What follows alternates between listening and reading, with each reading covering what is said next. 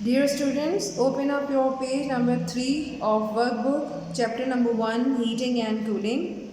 Now we will start question number 3. The graph shows how a substance cools after being removed from heat. जैसा कि आपको एक graph नज़र आ रहा है और इस ग्राफ से हमें ये पता चल रहा है कि हमने जब एक सब्सटेंस से हीट एनर्जी रिमूव कर दी तो वो कैसे ठंडा होता चला जाता है. So this graph is actually between the time versus temperature, in which the time is mentioned on x-axis while the temperature is mentioned or plotted on y-axis. Now by looking and using this graph, you have to give the answer of the question given below this graph. And your first question related to this is, use the graph to answer the following questions. So there are 3 parts given A, B, C. So you have to find out the answer of the first. Where is the maximum heat loss occurred in the graph? यानी graph में 4 locations आपको दी गई हैं जिसमें आपने ये बताना है कि ज़्यादा मैक्सिमम हीट लॉस कहाँ हुआ है.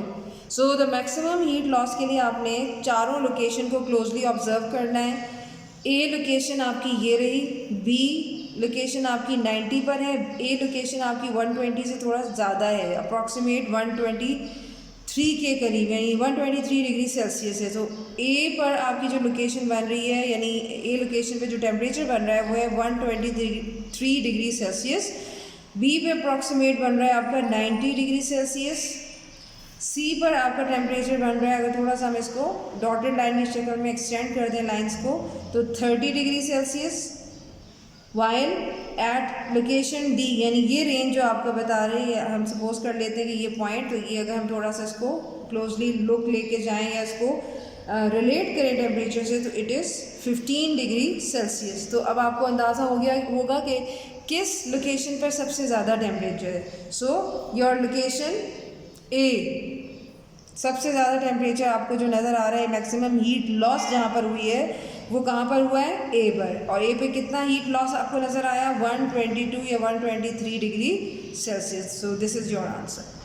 Now come to the B part. Where is the minimum heat loss you have found. So सबसे कम हीट एनर्जी का जो लॉस हुआ या हीट एनर्जी कम ज़ाया हुई या खारिज हुई वो कहाँ पर हुई. तो हमने चारों लोकेशंस पे टेम्परेचर बता दिए हैं. तो सबसे कम टेम्परेचर आपने नोट डाउन करना है and it is 15 degree Celsius. तो आपने आंसर अपना लिख देना है यहाँ पर 15 डिग्री सेल्सियस पे location D. So D is the location and the temperature is 15 degree Celsius. Now the C part. What is the temperature at point C. अब हम चाहते हैं अपने पॉइंट सी की तरफ कि वहाँ पर टेम्परेचर क्या है. तो look at point number C. ये है आपका पॉइंट नंबर सी जिस पर हमारा पॉइंट तकरीबन टेम्परेचर का ये बन रहा है, ठीक है. और हमने इस लाइन को एक्सटेंड करना है, इस डॉट को एक्सटेंड करते हुए इस टेम्परेचर तक आना है. और ये टेम्परेचर हमारा बन रहा है 30 degree Celsius. So at point C the temperature is 30 degree Celsius. Now next question. What is the room temperature? Room temperature क्या है? So basically the room temperature ranges from 15 degree Celsius to 20 degree Celsius. तो हमारा approximate हम जो अपना temperature लिख सकते हैं वो 15 भी लिख सकते हैं and we can also write 20 degree Celsius. लेकिन अकॉर्डिंग टू ग्राफ हमारा रूम टेम्परेचर हम सेट कर लेते हैं 15 डिग्री सेल्सियस. सपोज कि हमारा रूम टेम्परेचर इतना है. Now the next question that is related to third part. Draw 2 more cooling lines on the graph with the following characteristics. अब आपने 2 मज़ीद कूलिंग लाइंस ड्रॉ करनी है ग्राफ के ऊपर और उनमें ये खुसूसियात होनी चाहिए. ए, सेम स्टार्टिंग टेम्परेचर होना चाहिए और हायर रूम टेम्परेचर की तरफ आपने जाना है.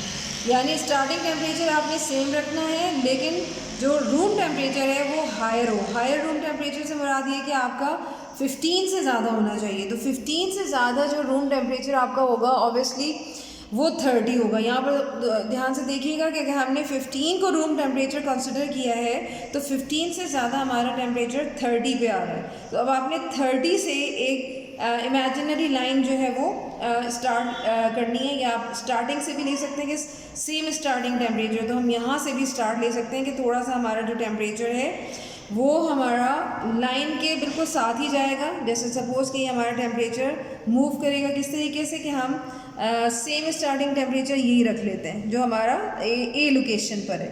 तो यहाँ से आपने मूव करना है और मूव करते करते कहाँ लेकर आना है अपनी लाइन को, इस इमेजिनरी लाइन को तकरीबन 30 के अक्रॉस, यानी यहाँ तक आपने तकरीबन इसको ले आना है। कोशिश करें कि जब आप ड्रॉ करें तो थोड़ा सा एहतियात कर लें कि आपने लाइन, एक इमेजिनरी लाइन ड्रॉ करके उसी लाइन पर आपने इसको ड्रॉ करते हुए ऐसे आगे लेके चले जाना है। So this is your first cooling line which is actually touching to 30 degree Celsius which is the highest room temperature और हायर रूम टेम्परेचर।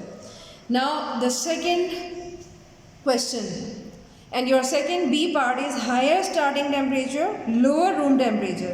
अब higher starting temperature और lower room temperature तक आपने जाना है। and we know very well the lower room temperature is 15 degree Celsius but the higher temperature is up to 120. So हम क्या करेंगे, इसमें हम temperature को थोड़ा सा extend out कर देंगे, हम temperature को मज़ीद अपनी line को extend कर देंगे ग्राफ की, और हम बता देंगे यहाँ पर जैसे हम कितने गैप के साथ जा रहे हैं। हम तकरीबन जो है वो 15 के गैप से जा रहे हैं, तो हम 15 के गैप से ही इसको रख लेते हैं 120 से लेकर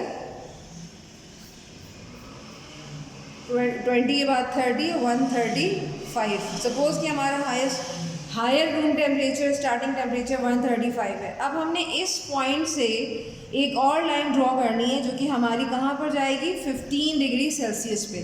तो यहाँ से आप स्टार्ट कीजिए एक और लाइन। मैं इस लाइन को रिप्रेजेंट करने के लिए डॉट्स से इसको रिप्रेजेंट कर रही हूँ, और कहाँ मुझे जाना है, तकरीबन मुझे टच करना है 15 तक, ठीक है, या मैं 0 तक भी जा सकती हूँ, बट आई विल प्रेफर कि मैं लोअर रूम टेम्परेचर तक जाऊँ, तो मेरा लोअर रूम टेम्परेचर 0 भी हो सकता है, इट्स अप टू यू। तो ये स्टार्ट लिया हमने, डॉट से हम इसको रिप्रेजेंट करेंगे और अपना टेम्परेचर जो है वो ड्रॉ करते करते 0 से या 15 से ला के टच कर देंगे। कोशिश हमारी ये होगी कि हम अपने लोअर यानी 0 डिग्री सेल्सियस तक अपना टेम्परेचर शो कर दें। So these are 2 lines which are representing the cooling lines on the graph.